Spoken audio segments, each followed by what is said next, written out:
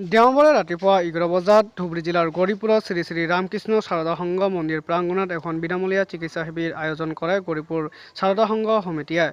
উক্ত স্বাস্থ্য শিবিৰত উপস্থিত থাকে গৌৰীপুৰ প্ৰাথমিক স্বাস্থ্য কেন্দ্ৰৰ চিকিৎসক doctor Famida T Rahman, doctor Abdul হাছানৰ লগতে আন কেইবাগৰাকী চিকিৎসক, ফাৰ্মাচিষ্ট আৰু নাৰ্ছ। আজিৰ চিকিৎসা শিবিৰত অত্ৰ অঞ্চলৰ প্ৰায় 200ৰো অধিক পুৰুষ মহিলাই স্বাস্থ্য পৰীক্ষা কৰাৰ লগতে বিনামূলীয়াকৈ ঔষধ লাভ কৰে। চেকআপ হ'লে তেখেতসকলক অকণমান অন্তত সুবিধা হ'ব তেখেতলে, আৰু ঔষধ পাতিও আমি যোগান ধৰা হৈছে মেডিকেল চেকআপত বিনামূলীয়া। আৰু সেই বিনামূলীয়া চেকআপৰ কাৰণেই আমি এইটো প্ৰথম পদক্ষেপ লোৱা হৈছে যে মেডিকেল চেকআপটো হওক, তাৰপিছতহে আমি বেলেগৰ হেৰি কৰিম।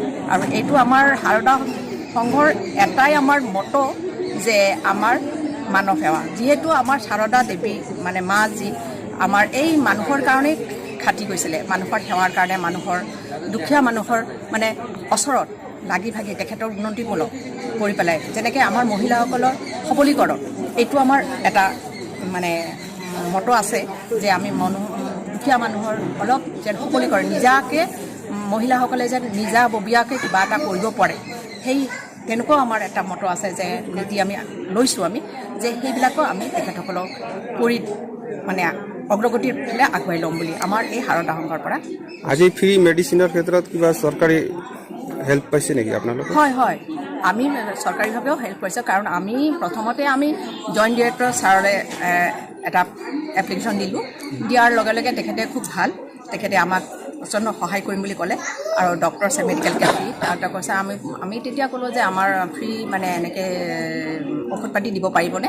দিব পাৰিম ক'লে। তেতিয়া লগে লগে লিখি দিলে আমাক যে এনেকৈ আমি দিব পাৰিম, যিখিনি পাৰি আমি সহায় সহযোগ আগবঢ়াম। সেইমতে আমিও আগুৱাই গ'লোঁ। আৰু আমাৰ এই মিছনৰো তেখেতসকলে প্ৰেচিডেণ্ট ছেক্ৰেটাৰীও আমাক বহুত মানে সহায় সহযোগ কৰিছে, সেইকাৰণে আমি এইখিনি পদক্ষেপ ল'ব পাৰিছোঁ, নহ'লে নোৱাৰিলোঁ হয়।